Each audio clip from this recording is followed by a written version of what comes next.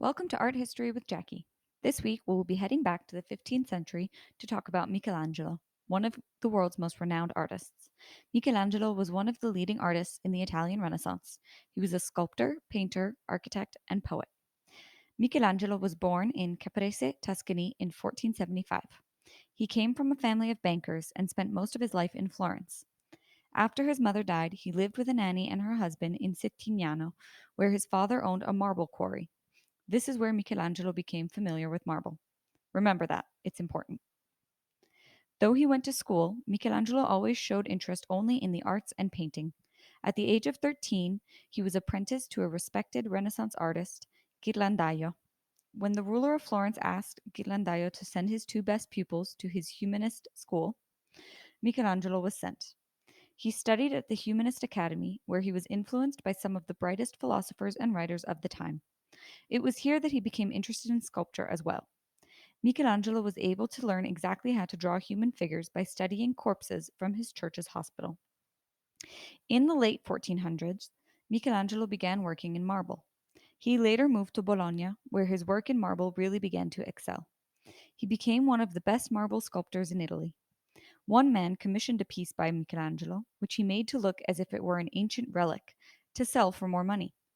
The person who bought it discovered it was a fraud, but was so impressed with the skill that he called Michelangelo to Rome. Michelangelo continued to work and impress people with his skills.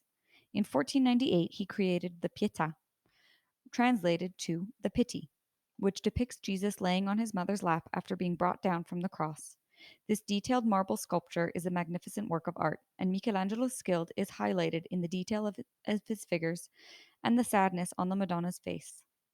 Michelangelo was then asked to complete an unfinished project of a larger than life statue portraying David. This has become Michelangelo's most famous work, the statue of David in 1504.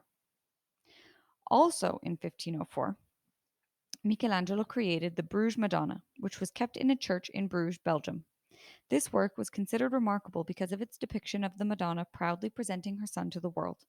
The baby Jesus is restrained by his mother's hand and is about to step off into the world.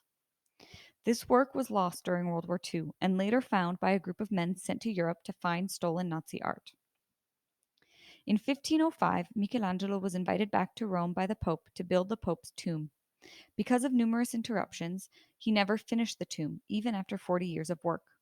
While in Rome, Michelangelo also painted the Sistine Chapel, which took 4 years to complete. This was an incredibly detailed scene painted on the ceiling of a chapel in the Vatican. The composition stretches over 500 square meters of ceiling and contains over 300 figures.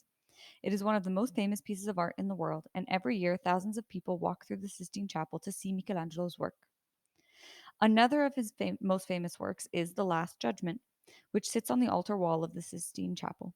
Michelangelo worked on this fresco, which is a painting done directly on a wall, for 7 years. Michelangelo painted Jesus as a muscular, youthful figure with no beard, going against the conventional image of Jesus.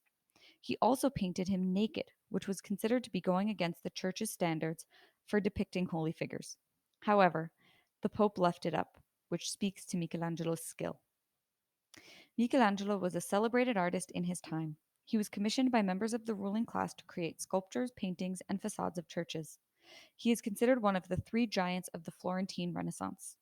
He was a mysterious figure who worked mostly on his own. Despite this, he is one of the most influential artists in history. Michelangelo was known for spending hours on scaffolding, laying on his back, painting the ceiling of the Sistine Chapel. Try to get into Michelangelo's mind by drawing or painting upside down. Thanks and see you next week. To learn more about Michelangelo, follow these links.